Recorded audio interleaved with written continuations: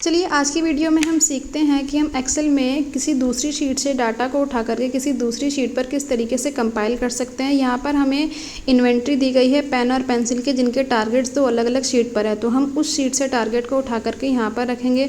सबसे पहले हम चले जाएंगे फ़िल्टर में। फ़िल्टर पर जाने के बाद हम क्लिक करेंगे, वहाँ से हम इन्वेंट्री में अपने पहले आइटम के ऊपर ही सिर्फ टिक रखेंगे और बाकी सारे आइटम्स पे से टिक को हटा देंगे। बाकी सारे आइटम्स पे टिक पे हटाने के बाद यहाँ पर हम वी लुकअप का फॉर्मूला लगाएंगे।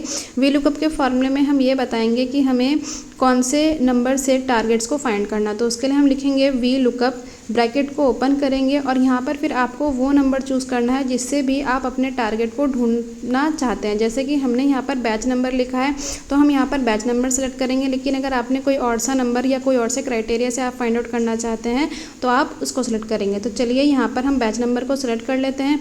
उसके बाद आपको कॉमा प्रेस करना है। कॉमा प्रेस करने के बाद आपको वो टेबल चूज़ करनी है जहाँ पर ये डाटा लिखा हुआ है। तो उसके लिए हम चले जाएंगे अपनी दूसरी शीट पर। दूसरी शीट पर जाने के बाद हमें अपने डेटा को सिलेक्ट कर लेना है। जैसे कि हम यहाँ पर जो है तीनों कॉलम्स को सिलेक्ट कर लेंगे। उसके बाद कॉमा लगा देना है। कॉमा लगाने के बाद हम यहाँ पर 3 प्रेस करेंगे क्योंकि जो हमारा टारगेट है वो 3rd कॉलम है। उसके बाद कॉमा लगा करके 0 लगा देंगे और ब्रैकेट को क्लोज कर देंगे। तो हम देखेंगे कि यहाँ पर जो टारगेट है वो हमारा आ चुका है। इस पूरे टारगेट की डिटेल्स को हम नीचे तक ड्रैग कर लेंगे। चलिए मैच कर लेते हैं कि क्या हमारा टारगेट उसी शीट से आ रहा है या नहीं आ रहा है। तो जैसा कि आपने देखा कि यहाँ पर भी टारगेट हमारा यही है और वहाँ पर भी जहाँ पर हमने इसको लाया है वहाँ पर भी हमारा टारगेट सेम है। अब क्या करेंगे, हम इस रूल को यहाँ से लिंक हटा देंगे। तो इसलिए हम जाएंगे अपने डेटा में। डेटा में जाने के बाद हमें जाना है वर्कबुक लिंक्स में।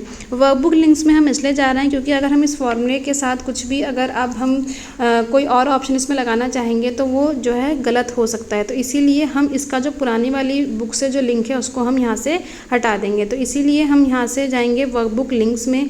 वर्कबुक लिंक्स में जाने के बाद यहाँ पर आपको उसके ऊपर लेफ़्ट क्लिक कर देना है। लेफ़्ट क्लिक करने के बाद आपको यहाँ पर आपकी फ़ाइल का नेम शो होगा। जैसे कि यहाँ पर बुक 2 आ रहा है, आपको उसके ऊपर लेफ़्ट क्लिक करना है और यहाँ से ब्रेक लिंक कर देना है। आपके पास एक वार्निंग आएगी, उसको आपको जो है पढ़ना है और उसके बाद आपको ब्रेक लिंक्स कर देना है।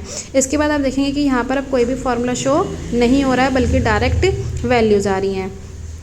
अब सेम स्टेप्स हमें जो है दूसरी इन्वेंट्री के साथ भी करना है। तो सबसे पहले हमें फ़िल्टर पर जाना है। फ़िल्टर पर जाने के बाद यहाँ से पेन पे से टिक हटा करके अब हमें पेंसिल पर कर देना है, ओके कर देना है। सेम जो हमने प्रोसीजर करा था अब हमें वही प्रोसीजर को फिर से फॉलो करना है। इक्वल टू प्रेस करेंगे। इक्वल टू प्रेस करने के बाद वी लुकअप लिखेंगे। उसके बाद ब्रैकेट को ओपन कर लेंगे, बैच नंबर को सिलेक्ट करेंगे, कॉमा लगाएंगे और अपनी तीसरी शीट पर चले जाएंगे जहाँ पर हमारे पेंसिल के टारगेट लिखे हुए हैं। सारे डेटा को सिलेक्ट करेंगे, कॉमा लगाएंगे, 3 लिखेंगे क्योंकि यहाँ पर भी जो हमारा टारगेट्स है वो 3rd कॉलम में है। उसके बाद कॉमा लगाएंगे, 0 लगाएंगे और ब्रैकेट को क्लोज कर देंगे। तो हमारा टारगेट आ जाएगा। नीचे इसको ड्रैग कर देंगे जैसे कि हमने पहले करा था। ड्रैग करने के बाद इसके भी लिंक को हमें तोड़ना पड़ेगा।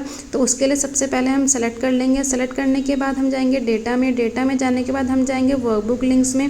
यहाँ से हम अपनी बुक को सेलेक्ट करेंगे और यहाँ पर ऑप्शन मिलेगा ब्रेक लिंक्स। उसमें ब्रेक लिंक्स में जा करके दोबारा से ब्रेक लिंक्स पर क्लिक कर देंगे। अब हम जो है अपने फ़िल्टर को पूरी तरीके से हटा देंगे और हम देखेंगे कि हमारे दोनों ही इन्वेंट्रीज़ के जितने भी टारगेट थे यहाँ पर जो है सिर्फ एक फॉर्मूले के उससे डिस्प्ले हो चुके हैं।